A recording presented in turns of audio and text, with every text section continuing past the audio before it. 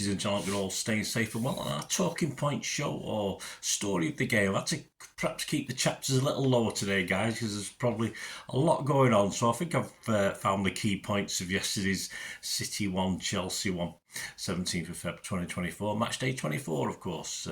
A late kick-off. Atmosphere was okay, actually. We were at our best when we were losing the game as far as atmosphere is concerned, and that's perhaps how it should be. Almost paid off, but not quite. But I'm sure the players just get on with it, whether we're making a noise or not most of the time. So please join me as we look at the game, which was very, very interesting. Please check out my player rating show, which is already out there as well. So if you can have a look at that, I'll be much appreciative. Right, please, if you are new to the channel, push those buttons, push that subscribe button, push the bell notifications, everything City past and present and future, of course. So let us know your thoughts on this game. Great to have your comments as always. I'll respond or give them a like. And if you can give City a like and me a like, guys, put us that thumbs up. I'd appreciate it. Right, Pepsi 11, 3 changes to wonderful Copenhagen. I got 9, I was quite happy with that. I'm assuming Stones and Bernardo, who were the 2 missing from my team, weren't 100% because I'm sure he wasn't saving them for Brentford, was he? We'll see. Anyway, so I was happy with 9 based on that. Ederson, Walker, Diaz, Aki, Akanji, Rodri, Foden, De Bruyne, Alvarez, Doku and Haaland. The bench, Stones, Kovacic, Ortega, Bernardo, Gomez, Nunes, Bob, Sissoko and Lewis. And 2 changes for Chelsea to their last game against Palace. Petrovic, which I don't really rate at all. We needed more shots on target to test him. Petrovic, Gusto, Disasi, Colwill, Chilwell, Casido, Fernandez, Palmer, Gallagher, Sterling and Jackson. Where did all this booing ex-City players come from, guys? It's something we never used to do. I've no reason at all to boo Sterling or Palmer, in fairness. They had to move on at the right time. Very disappointed. I suppose that's just how things are changing. Subs, Mudryk, Maduke, Bettinelli, Chalaba, Nkunku, Cassidy, another one similar to Casido, Gilchrist, Samuel Smith and Harrison. Right, story of the game. Chapter 1, flapping. Yes, on 9 minutes, Foden swung in a free kick. It was half cleared. Alvarez has a sort of shot that balloons into the air. Petrovic comes to collect, but flaps at it. The ball breaks to Diaz, who sort of perhaps could have got a bit more power on his head. It's always hard, isn't it, create your own power? And he just softly headed it straight back at him. As I said before, Petrovic, he's not the greatest keeper, but do we put him under enough pressure? Probably not, but that told us we should have done really after 9 minutes. But Chapter 2, yes, Big Lummocks, Part 1. There's 3 of these parts. 12 minutes, probably could have been a couple more as well. 12 minutes, Alvarez crosses from the left. Haaland rises highest, about 6 yards out, but aims his header sort of towards the top corner. It looks as though he's in the right position at the right time, but of course he heads it over. Missed time, slightly underneath it, I don't know. I did say on my player rating show, I don't think he's the greatest header of a ball for a big lad. And I did compare him to someone like Niall Quinn, who I thought was better with his feet than with his head, because he's a big lad, you assume he is. But I think the same goes for our big Lummocks as well. Chapter 3 with Gusto, yes, 23 minutes. Gusto is released into acres of space down that right-hand side by Palmer's pass. I don't think Palmer played particularly well, but anyway, he crosses low for Jackson. 1-on-1 with Ederson. He should score really, or at least get a good effort in, but takes a heavy touch that allows Ederson to smother bravely at his feet. And of course, he pounced on Jackson's error. So great stuff from Ederson. Did what he had to do. Chapter 4, same old Sterling, always missing. Yes, 33 minutes. Fernandez scoops a pass down the left to release Sterling. And with only Ederson to beat, Sterling takes a lame touch and Ederson gratefully falls on the ball. A bit more of that in a moment, because Chapter 5 is, hang on, it's same old Sterling, always scoring. Yes, the guy next to me when he got the ball said, it's okay, I'll cock it up. Unfortunately not. The balls worked to Alvarez in the 41st minute. His shot was blocked, and then Chelsea, as they do, that's the style of play they've got, tear off down that wing. Jackson exchanges passes with Palmer down the right and speeds off. He's got Sterling free in the middle for some unknown reason, known only to himself. Walker starts to come across to cover left when he's a right back, and of course Kanji's already over there. He thinks obviously Mr. Walker, I've got the pace, but obviously leaves Raheem Sterling in just loads of room behind him. So Jackson, no great shakes to find him. Sterling takes a touch to his left. Thankfully, Walker gets back, but rather than just trying to control himself and usher him to the right, put him on his weaker foot. Again, he's done this before, Walker. He lets the player come inside of him. And of course, Sterling curled it calmly, which he can do from time to time.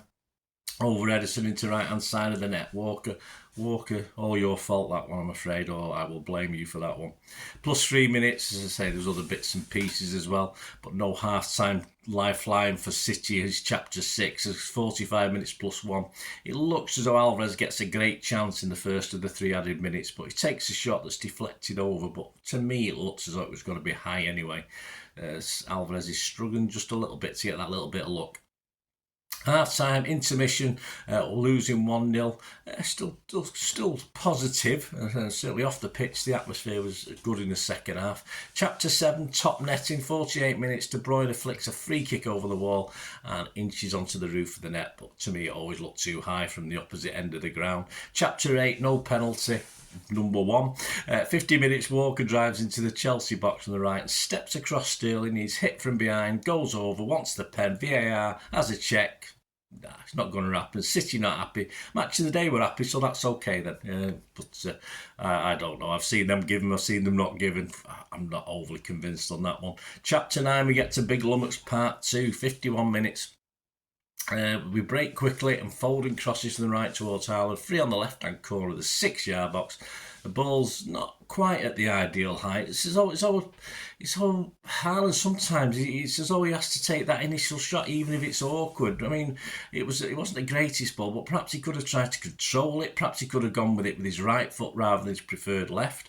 So he could only leap and side foot it harmlessly wide left. But as I say, sometimes just take a touch. All right, the thing might pass, and we might, but it's got to be better than just sticking a foot on it and it not going anywhere near the goal. Again, a bit disappointing. Chapter 10, he only cost 30 million. 56 minutes, Gusto crosses low from the right. Sterling tries from 6 yards out, only for Ederson to brilliantly stick his boot out and deflect it wide. The ball then breaks to Chilwell, and of course Chilwell attempts to force it home from a tight angle, but again it hits Ederson. Bit more luck than judgment, bounces sort of in and around and goes clear, but a bit of a lucky escape. But again, Ederson, a sort of double save in a way. Chapter 11, sub and a shot on target by the Big Lummox. It won't last. 65 minutes, Bernardo comes on for Alvarez. Suddenly Haaland is sent from the box by Doku, who found him. His rising strike from a tight angle deflects off Disasi, but is turned around the post by Petrovic's strong hand. Yeah, it wasn't the most brilliant of saves. It was just a good, competent keeper save. Chapter 12, we've got Big Lummox Part 3. This is the last part of Big Lummox today. 78 minutes, KDB picks up possession on the left, kills a good cross towards Haaland, not too high this time, who flies in to meet it 6 yards out, only to put his header high and wide. As I said, he's not the greatest header of a ball. For me, you've got to get those on target. Again, poor from our Danish meat shield we used to call him. Chapter 13, let's all talk about Rodri, of course. It's 1-1. The ball breaks to Rodri on the edge of the area. He sends a rising screamer towards the top left. It takes a small deflection off Chalobah before smashing into there. I've looked back at it. I'm sort of saying, I think I said in my player rating show, the keeper might have got to it. Possibly not, having looked back to it. It's hard to tell, but it's in, it's there, it's 1-1. We've still got a chance. There's still a few minutes left. We can actually do something. Bernardo is then booked for clipping the heel of Casido, or was it Casidi? I can't remember which one now. Or a dive, probably a dive. It was Casido, because he shouldn't have been on the pitch anyway. He made countless fouls, got booked, but still made fouls and stayed on the pitch. But of course, the referee was Mr. Madley, so He's clueless at the best of times, so we haven't got much chance, have we? Chapter 14, for fuck's sake, Walker. 90 minutes plus 2. Cassidy skittles Aki out on the left flank, not Casido. A free kick, a chance to pump it in. Hey, we're City, we'll play it around. Why not? I'm not going to slag them off for that. We work the ball to the right, and who's there? Well, of course, Vincent Kompany, he's going to do it, isn't he? Oh, Walker blazes it off target from distance, but Walker, just get back in your right back spot, mate, and do that correctly, will you? Bit frustrating. Chapter 15, FUCKVAR, 90 plus 4. De Bruyne hits a corner along Haaland, wins a header at the far stick. Petrovic acrobatically punches clear, a la Ederson in the Champions League final. There's a bit of bedlam, a potential handball. VAR take a look, and it's found that the ball did hit Colwell's left arm. Some slight movement forward, ball to arm to ball. It was all very close. Well, it don't matter. What about the pulling on the shirt? I mean, wasn't he pulled over? Was it Diaz? It don't matter really. Perhaps others would have been given at certain other grounds at that stage of a game, 95th minute, but hey, Match of the Day said not, so they must be right, mustn't they, even with Shea Given on the panel, but I don't trust anything he says about City. Full time, 1-1, a little bit disappointed. My summary, frustrating, 2 points dropped.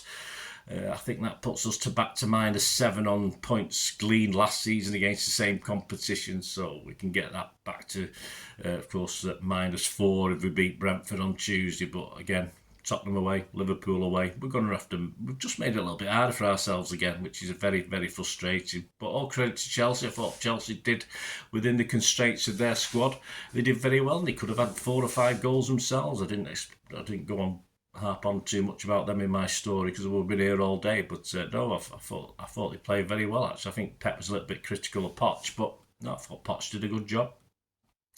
Haaland, yeah, just a quick word before we go. Of course, I had a bit of fun with him and picked on him today, but I forgot he'd lost his nana this week. Should he have even played? Of course, yeah, of course he played him, so he must have been right. But, does that have an effect? When's the funeral? What's going to happen? We're going to be missing him, for Brentford. We're going to be missing him for the game after. I just Bournemouth away, isn't it? I just don't know what's going on. But yeah, he was in the right place at the right time. Unfortunately, didn't stick any of them away. At the table, Liverpool top them, 57 points, plus 35, 25 games. Arsenal the same, played 25, 36 goal difference, so they've gone better. 55 points, a couple of points behind, and of course we're back in 53. So if we beat Brentford, we're back into second, but of course our goal difference is only 31, so we are lagging behind Arsenal and Liverpool, and they seem to be a little bit on a roll at the moment, even though Liverpool seems to be losing players one by one, which is good. Chelsea back in 10th, played 25, 35 points. Match stats, 31 shots for City, just 5 on target. Okay, that doesn't allow for blocks and stuff like that, but poor against who I think is one of the weaker keepers in the Premier League. Possession 71% for City, passes 699 for us, 301 for them, a nice round 1,000 for the game. Percentage accuracy 91% for City, which was fine under a little bit of pressure from Chelsea, 80% for Chelsea. Fouls 7 from us, 12 by them. 1 yellow for us, which was Bernardo, which might have been a bit unfair. 3 for them. Offsides, none for us, 5 for them. Play the percentages, don't they, Chelsea? They don't mind getting offside because, every now and then they'll get through, and that's just how Chelsea have played back a few years now, back to when they were beating us in that Champions League season, of course. Corners, 12 for us, 1 for them. Again, nothing from the corner. Perhaps the set-piece guy didn't get any congratulations today. XG Philosophy, at XG Philosophy, my thanks to them. City, yeah, we've certainly underperformed today. I think Haaland was 1.82 with 0 goals. City as a team was 3.04. Chelsea overperformed, underperformed as well with 1.8. So there you go, guys. Let me know what you thought of the game. That's my story of the game, chapter and verse, if you like. And we will continue, of course, with the very, very soon. Following on from this, I will have the build up to the game against Brentford, which is they're all must-wins, aren't they? Yesterday was a must-win. Brentford's a must-win. We've got to keep on the tail of Liverpool, and at least, even though they've got a bit more momentum at the moment, I think, as I say, losing players, that might play on the mind. So. Up next is the Pepsi 11 for the Brentford game, so please join me for that. That'd Great to have your views and opinions on that as well. Thanks for watching, guys. Until we meet again, I only ask one thing, don't I? Please stay safe, Blues. Come on, City. Bye for now.